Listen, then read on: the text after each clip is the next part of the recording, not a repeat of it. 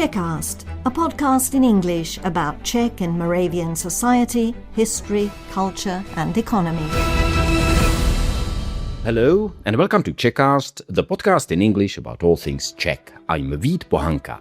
This is a special episode recorded in rather extraordinary circumstances near the city of Brno and Brno itself in the south of the Czech Republic.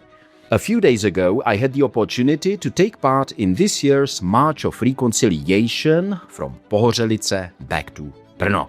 The walk retraces and commemorates one of the most painful and emotionally charged chapters in Czech-German history. In the chaotic aftermath of the Second World War in late May 1945, thousands of Brno's German-speaking residents, mostly women, children and elderly people, were forced out of the city and marched south to Austria in brutal conditions. Many died from exhaustion, disease or mistreatment in what became known as the Brno Death March. And the March of Reconciliation actually walks from Pohořelice, where there was a kind of camp, back to Brno, so in the opposite direction. And this year's march was especially significant because for the first time in its history, the annual gathering of the Sudeten German Association was held not in Germany, but in Czechia and in Brno itself. Something that would have seemed almost unimaginable just a few decades ago. So I walked part of the march route, I spoke to participants and listened not only to organizers and politicians, but also to critics who were vehemently protesting against the event taking place at all. And I came away feeling that this was one of those moments that really tell us something important, not only about Czech history, but also about the kind of Europe we want to build today. So I thought this definitely deserves a special episode of Czechast, and here it is.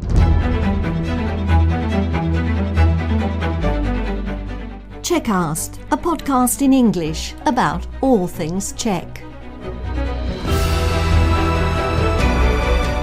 Whether you're an English-speaking expat living in Czechia and Slovakia, or a descendant of the Czechs, Moravians and Slovaks who left for a better life in America, Australia, Britain or Canada so long ago that you don't speak the language of the old country, this podcast in English is for you. Schováváte za společenskou chybu, v podstupově. Když vlci přijeli uctít svou památku svých dědů.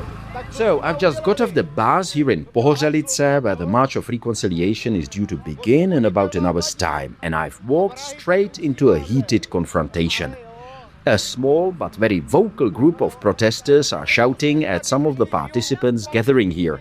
They are fiercely opposed not only to the presence of Sudeten Germans in Brno, but especially to the idea that they should be holding their annual meeting here at all.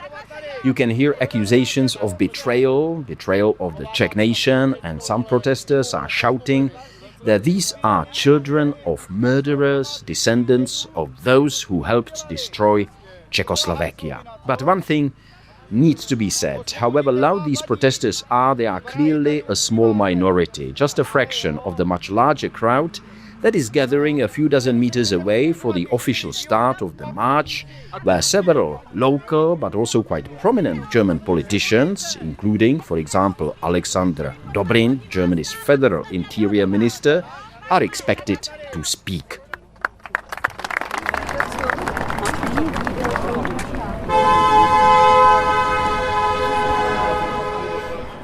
Now, with the speeches over, the March of Reconciliation gets underway. The full route from Pohořelice to Brno is about 32 kilometers, and not everyone, including yours truly, will be walking every single step of it. There are at least 2 points along the route where participants can hop on a bus and make their way more comfortably to Brno in time for the symbolic final kilometer to Mendel Square, where the march will end. And as we make our way through Pohořelice, passing cars honk their horns, it's honestly hard to tell whether that's a gesture of support or protest, perhaps a bit of both.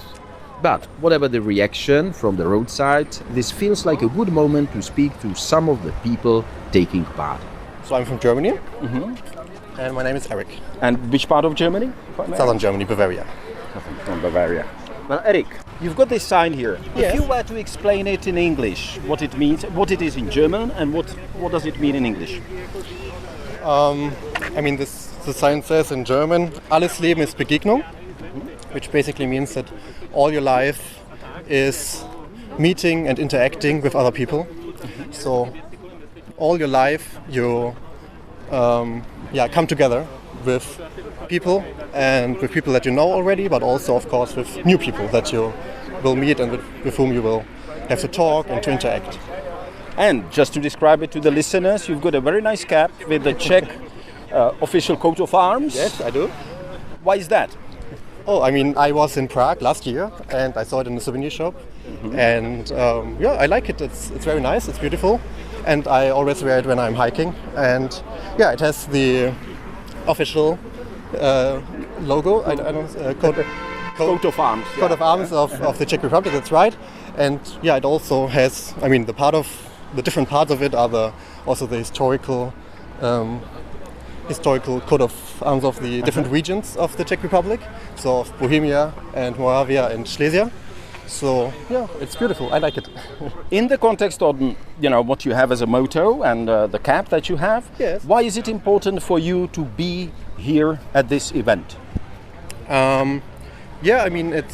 It's amazing that this event is possible. So I'm really thankful to meeting Brno and the city of Brno that they are making that possible, that they sent the invitation out. And basically we have two events coming together here. So we have one is the walk of remembrance and of unity that we are having right now from Pohořelice to memory the death of the German population of the city of Brno, which my ancestry was also part of it. So my grandma is from the city of Brno, so she was born here. So it is also part of my identity, of my history, of my family. So that's like a very personal story. Personal story from my side. Yeah. And we also have this here for the first time, which is really an historical event, that we have the Sudeten Tag, so the main gatherings of all Sudeten Germans in the city of Brno. So for the first time it's in the Czech Republic. And we really are thankful for that invitation from the Czech side. Well, we cannot be not aware that there are people who protest against this event, and especially to the Sudeten Germans meeting in Brno. What would be your message to the people who say, no, this doesn't belong here, we don't want an event like this? Then I would ask why. Because, we are here clearly reaching out and trying to shake hands and getting into a discussion, what I said already before, like we want to talk with each other. And it's all about getting to know each other and trying to tear walls down and not to build new walls up. So that's basically the main goal of this event. And especially if we want, and basically just not because we want it, but also we have to work together in Europe, and we're also neighbors, close neighbors. So I think that's the only way where we can get past that hatred in the past. So I think that's the only possible way in the to the future. Joachim Stingel. Stingel. Right. And what do you do? I'm working at the Austrian Post. In the Austrian Post, in Vienna. I know the answer seems to be pretty obvious. Nevertheless, let me ask you, why are you here? Why is it important? Why it's important? Good question. I went to the Sudeten German Association in former times. I went in Bavaria, so I'm very noisy to come here to see in Brno how is the conditions in Brno. You are curious. Yeah? Yes.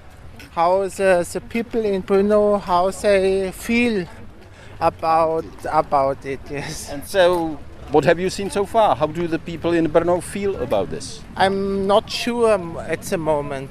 I have to look this day, next day, and what I read in the newspaper and internet. Right. Because last day I was here the same way last year, and it was I'm very very nice that the organization of Meeting Brno is excellent. And this is very good, but the combination with Sudeten German, I'm very surprised. Yeah. Obviously you are here, this is your daughter, I suppose? Yes, and no sons, a girl for the boyfriend. It's the boyfriend of My other girl is at home. Right, so it's important for them as well. Yes, I asked them if they want to come here, and they want. Yes, and my parents and my grandparents are born in Czech Republic. And where? Here in Brno? No, north, near Olmütz. Olmütz. Near Olmütz. My mother and my father is born in Czech. So where were you born then? I'm born in Germany, near Frankfurt. In what used to be West Germany? West Germany, but I live in Vienna, and it's very close, so I will come. I was the last Sudeten German, it's I think 20 years ago, and I look, the people are different at former times, because people who lived here, they are died. Now the people are younger. It's a little bit different, so I'm surprised. And why is it for you personally important to be here? Just as you mentioned, you want to see what the reaction is. Yes, yeah? And but why is it important, to kind of the identity, to remember that your family came from here? Yes, you said it. It's to remember the last times and to look what is the future, which is the living together. Both Czech people and German people and Austrian people. How is the future in Europe?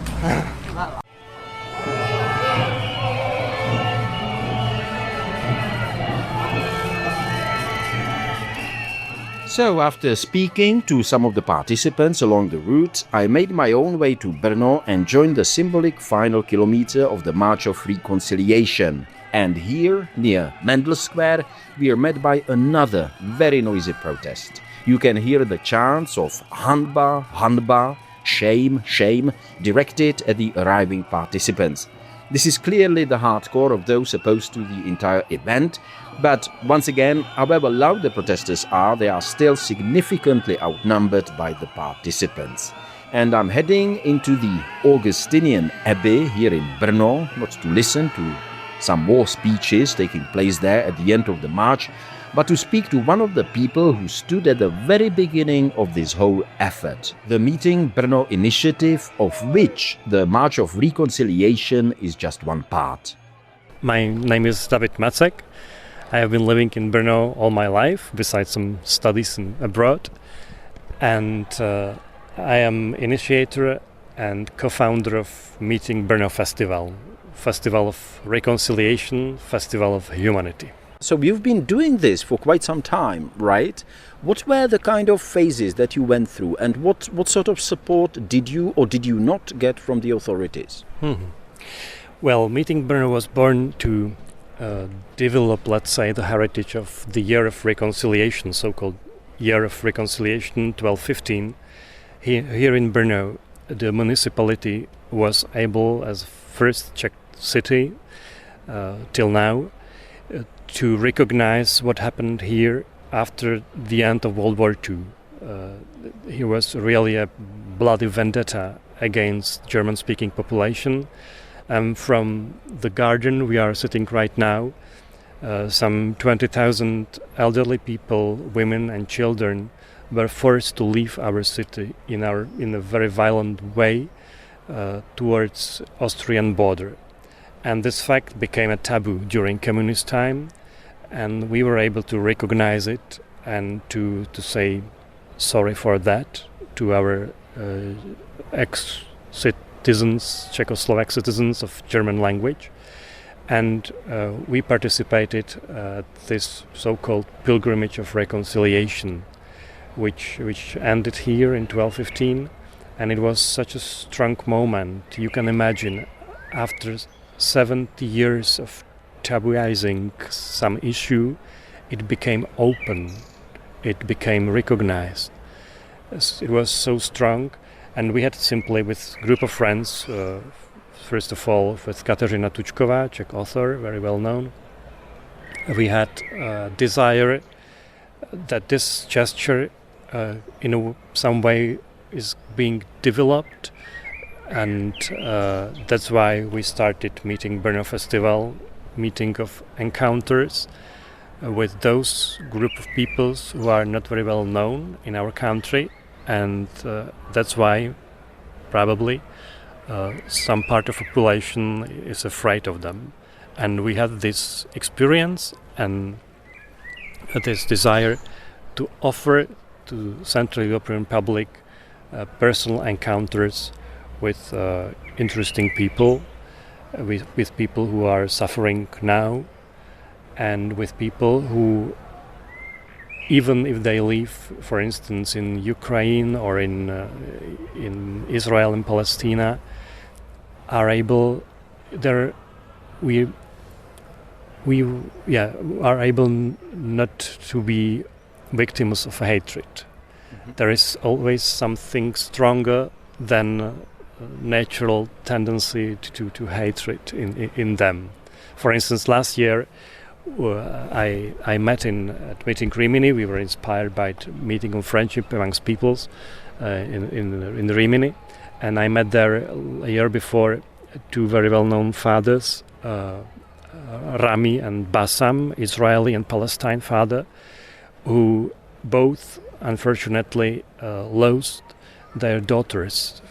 The daughters were killed by the other side of that conflict, and they became friends instead of hate each other. They became really like brothers, friends, and they are visiting, first of all, schools all around the world, and are giving testimony that friendship, closeness, forgiveness among people can really be stronger than death. I also ask you about the support of the authorities, and what I had in mind is something that you indicated. I mean, not everyone in Brno is ready, to open themselves for such an event. Yeah, it's clear. You can nobody can be forced to such a step as reconciliation. You need normally to take time. You first of all you have to feel that you are embraced, you are accepted, and then you have no need to defend yourself, and maybe one day you can be open to forgive and to encounter the other. But there are definitely many people who are able now to encounter, in our case, Sudeten German people, and that's why we organized today the Pilgrimage of Reconciliation once again. And for the first time, our Sudeten German friends, they are people of German language, and they have lived with us for centuries until the end of World War II. They are back here to celebrate the Pentecost, which is for them and for me too personally a really great fiesta. How easy or difficult was it to get into contact? I mean, to get real contacts with Sudeten German Landsmannschaft, if I put it, if I use the German word. It wasn't difficult at all because they were invited here to come here in 2015 by the mayor of Brno of that time. So they were simply here, and we could have spoken with them. And when we presented them our idea to repeat every year this pilgrimage and to build a festival around, they of course accepted, and they come every year to walk with us, to have discussions, to have a Holy Mass, and so on. Obviously, you've had the Speaker of the Senate here, Mr. Bystrčil. You've had some other very influential figures, I would say, from Czech politics. So, just to kind of sum it up, it's still going on, obviously, when we are speaking, yeah. But this will be broadcast in a few days' time. If you were to say, what was the biggest kind of lesson or learning experience from this year's events? Yeah, we have also Nick Winton, son of Sir Nicholas Winton, who saved 669 Jewish children from Prague in 1939. And we had also, it was really a gift for me this morning. It wasn't planned, but at the end of the day, at the beginning of the day, I took 2 survivals from that train of Sir Winton, Milena and Eva, in my car to the mass grave in Pohořelice, and it was really something exceptional, because these ladies, they are 91, 97 years old. They are full of life, full of jokes, and this is something special. We are in 2026, and you can touch, embrace, accompany ladies who were 3 and 9 years old in 1939, and they had to leave to absolutely unknown country, Great Britain. I've been walking today and trying to speak to some of the people who were protesting against the Landsmannschaft having the congress or the big meeting here. What are your feelings when you hear them chanting, and calling you traitors, that you betrayed the country and the nation? What goes through your head?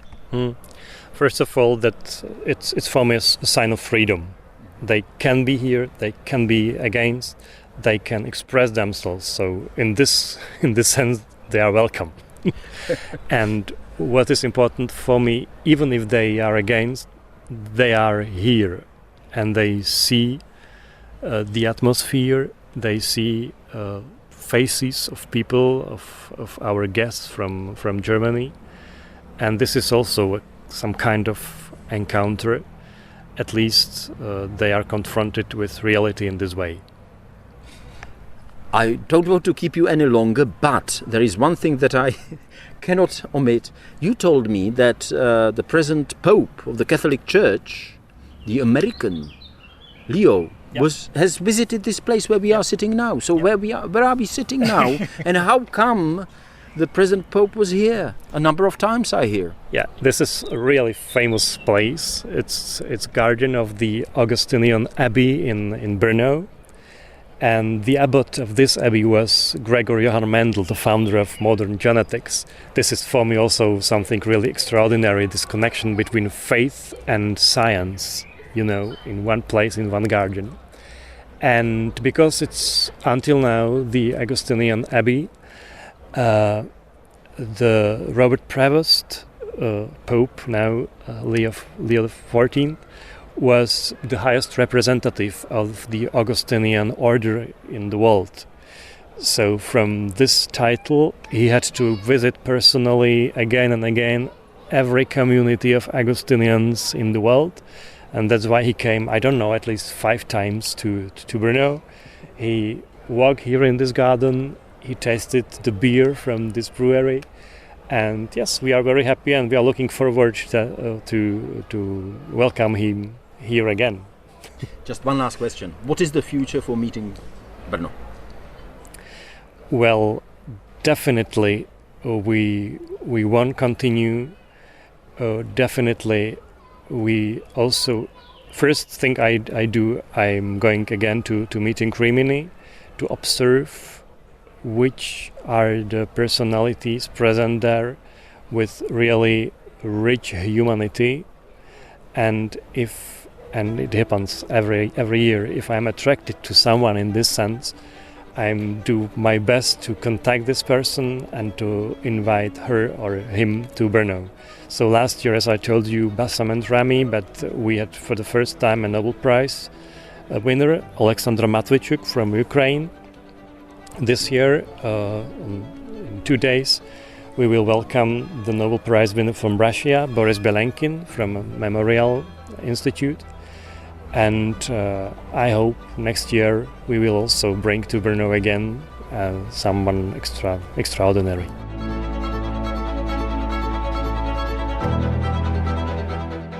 So this was David Macek, one of the founders of the Meeting Brno initiative, which this year, for the first time in history, hosted the annual gathering of the Sudeten German Association here in Brno.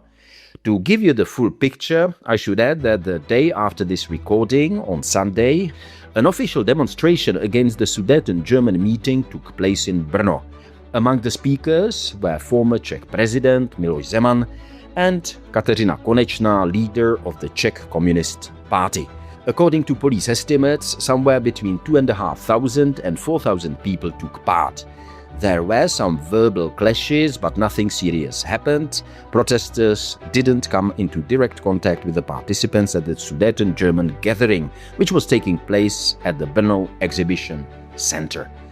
Well, that's all for now. If you like this episode, please remember to follow Czechast wherever you get your podcasts, leave a rating or recommendation, or simply tell a friend about it. It really helps me bring you more stories like this. I'm Vít Pohanka. Thank you for listening. Stay safe, stay healthy, stay curious. And until next time, as we say in Czech, naslyšenou.